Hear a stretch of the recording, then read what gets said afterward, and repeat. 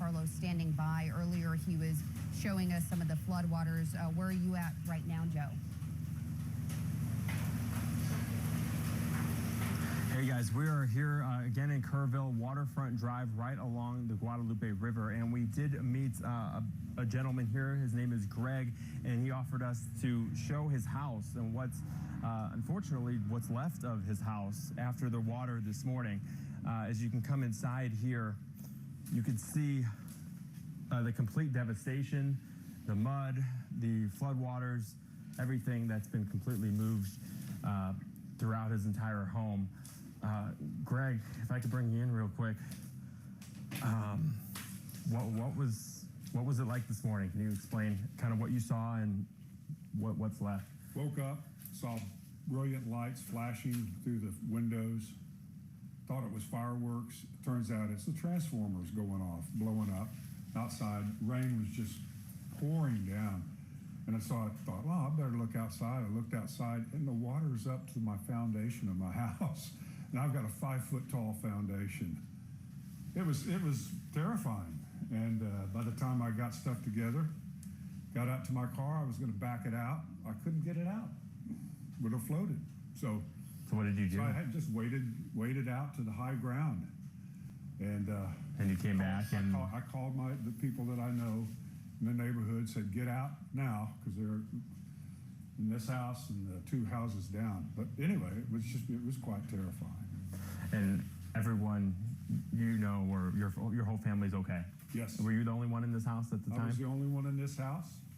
That is correct. And the house next door, it's rented. I rented out to a pastor and his wife and kids, and they were in Memphis. So thank God they were out. Thankfully. What's it like just seeing this happen to your house? I don't know about what's next. Right now, today is cleanup, but how does it make you feel about your neighborhood just changed kind of in a couple hours? Just demolished.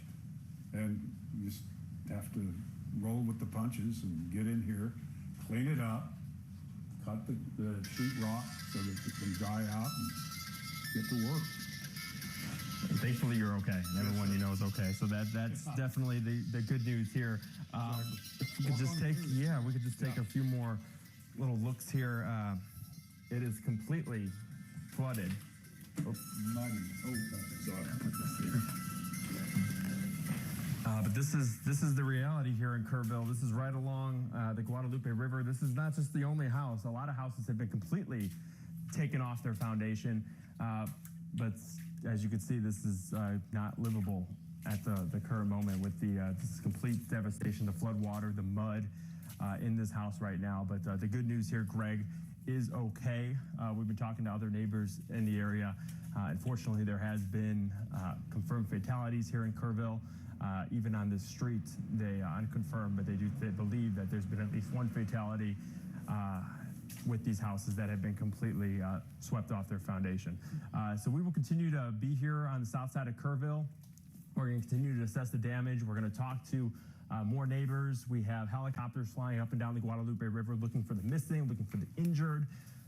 It's a very active scene right now in Kerrville, but this is what's left behind after the morning flood. So right now the rain's starting to subside here in Kerrville, but it's going to be a long cleanup process for sure. But I'll send it back over to you in the studio right now. Joe, thank you.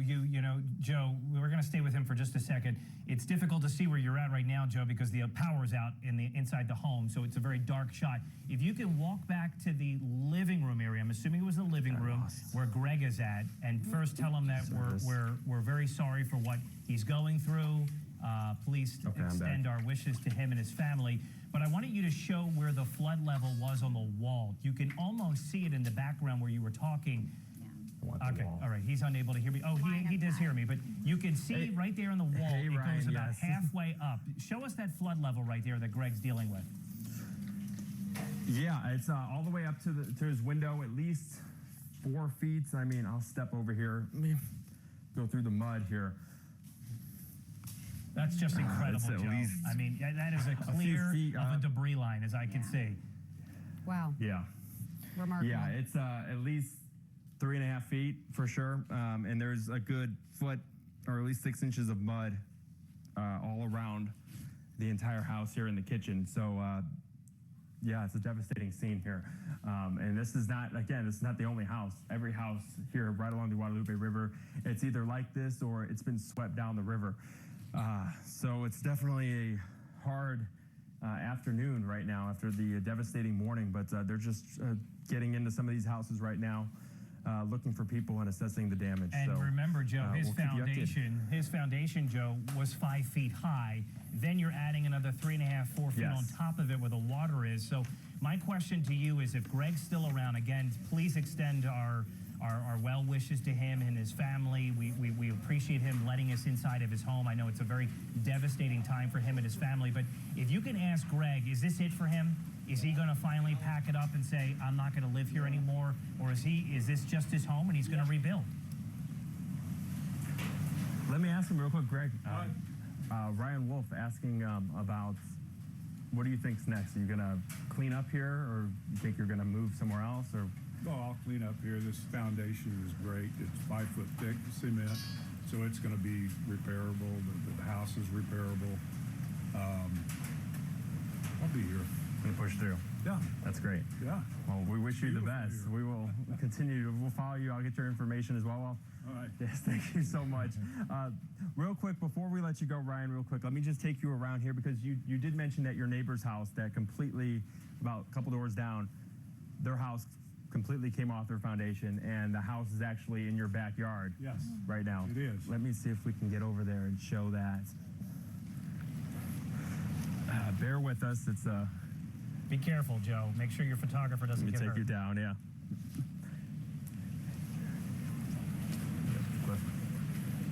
All right, give us 1 second. That's okay. Take your time. We don't want anybody to get hurt. All right. All right, as you see the backyard here, you also have debris from the neighbors. There's motorcycles, there's bikes, but then 3 doors down, there was a house that was completely taken off its foundation, and that's what's left of it right now. And Greg's tree, there's also, if we step over here real quick, there's a car in the tree as well. So just take a look here. We have neighbors assessing the damage.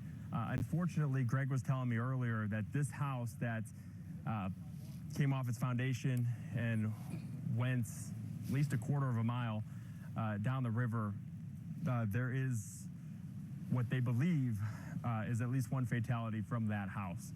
But they are continuing to look for the residents at that home, and they're holding out hope for sure that they will be able to find them and everything will be okay. But it's just a devastating scene here in Kerrville. You see the complete destruction.